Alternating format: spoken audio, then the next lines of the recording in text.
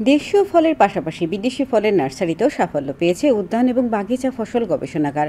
নাগিছড়াস্থিত গবেষণাগারে আলমন্ড থেকে শুরু করে এভোকাডো, রামবুটান, পেয়ারা, বিভিন্ন প্রজাতির আম ইত্যাদি বিভিন্ন ধরনের ফলের নার্সারিতে স্বয়ংসম্পূর্ণ এই গবেষণাগার। রাজ্যের বিভিন্ন প্রান্ত থেকে চাষিরা এই গবেষণাগারে বিশেষজ্ঞদের কাছ থেকে নার্সারির বিভিন্ন তথ্য নিয়ে যান। তেমনিভাবে এখান থেকে সরকারের নির্ধারিত মূল্যে চারা বিক্রিও করা হয়। বিস্তারিত জানালেন দপ্তরের উপ অধিকর্তা রাজীব ঘোষ।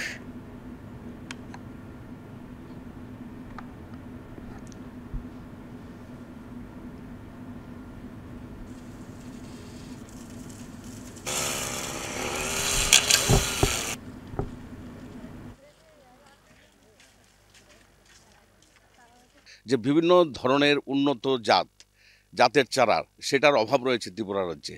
তো রাজ্য সরকারের কৃষি দপ্তরের অধীন যে আমাদের রাজ্যিক গবেষণা কেন্দ্র, তাতে আমাদের নার্সারিতে যে আমাদের ত্রিপুরা রাজ্যে যেগুলো চাষ হয় এবং রাজ্যের চাষিদের যে চাহিদা রয়েছে যেসব ফল গাছের, এবং সে বিভিন্ন ধরনের, শুধু ফল নয়, সবজি মশলা থেকে শুরু করে সব ধরনের উদ্যান ফসল আমরা সেটার করি, আমরা নার্সারি রক্ষণ করি।